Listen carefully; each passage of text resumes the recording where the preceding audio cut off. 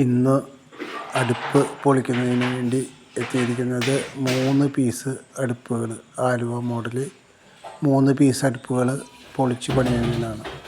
ഈ അടുപ്പുകളൊക്കെ കത്തിപ്പോയി വളരെ മോശം അവസ്ഥയിലാണ് ഇരിക്കുന്നത്. വളരെ ബുദ്ധിമുട്ടിയിട്ടാണ് ഇവരിത് ഉപയോഗിക്കുന്നത്.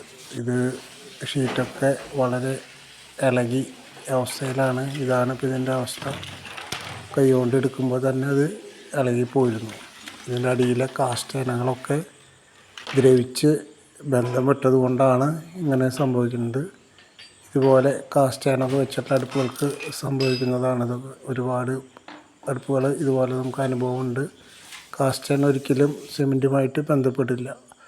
അപ്പോൾ അത് പൊളിച്ച് മാറ്റി പുതിയ അടുപ്പ് നിർമ്മിക്കാൻ പോവുകയാണ്. ഇതിൻ്റെ കോഡലിനൊന്നും യാതൊരു കുഴപ്പമില്ല, വളരെ ക്ലിയറായിട്ട് തന്നെ ഇരിക്കുന്നത്.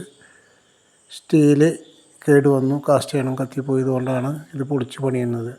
ഇത് സൈഡിലെ ടൈലിനൊന്നും വലിയ കുഴപ്പമൊന്നുമില്ല. സൈഡിലെ ടൈലൊന്നും കുഴപ്പമില്ലാതെ പൊളിച്ച് പുതിയ രീതിയിൽ നമ്മൾ അടുപ്പ് പണിതുകൊണ്ടിരിക്കുകയാണ്. അപ്പോൾ ഇത് ഇഷ്ടികയൊക്കെ പണിതതിൻ്റെ കോൺക്രീറ്റിൻ്റെ പണിയൊക്കെ കഴിഞ്ഞു. ഇനി ഇതിൻ്റെ മേലെ ഷീറ്റ് ഫിറ്റ് ചെയ്യുകയാണ് ചെയ്യുന്നത്.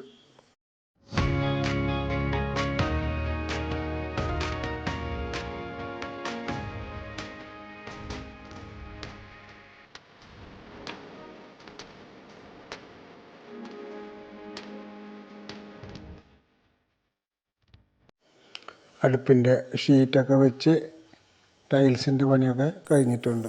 ഇനി ചെയ്യാനുള്ളത് ടൈൽസ് പോയിൻ്റ് ചെയ്യുക. അതിനുശേഷം അടുപ്പിൻ്റെ ഉള്ളിൽ ഫയർ ക്ലേ വെച്ചിട്ട് അടുപ്പ് ഫിനിഷ് ചെയ്യുകയുമാണ്. ഇപ്പോൾ അടുപ്പിൻ്റെ പണികളൊക്കെ കഴിഞ്ഞിട്ടുള്ള രൂപമാണ് കാണുന്നത്. 8, 6, 10 ഇതാണ് ഇവിടെ ചെയ്തിട്ടുള്ള അടുപ്പ്.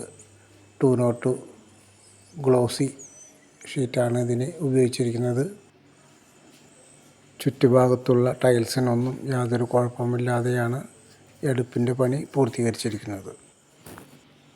സാധാരണ എല്ലാ അടുപ്പുകൾക്കും കൊടുക്കുന്നത് പോലെ 2 റെഡ്യൂസറുകൾ ഈ അടുപ്പിന് കൊടുത്തിട്ടുണ്ട്.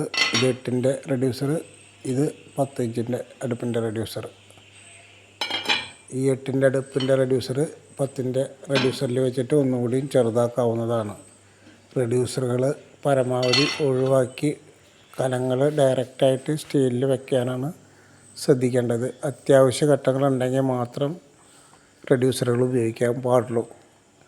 ഇത്തരം അടുപ്പുകൾ തൃശ്ശൂർ ജില്ലയിൽ നിങ്ങളുടെയൊക്കെ വീട്ടിൽ പൊളിച്ച് പണിയണമെന്നുണ്ടെങ്കിൽ ഞങ്ങളുമായിട്ട് ഈ നമ്പറിൽ ബന്ധപ്പെടുക.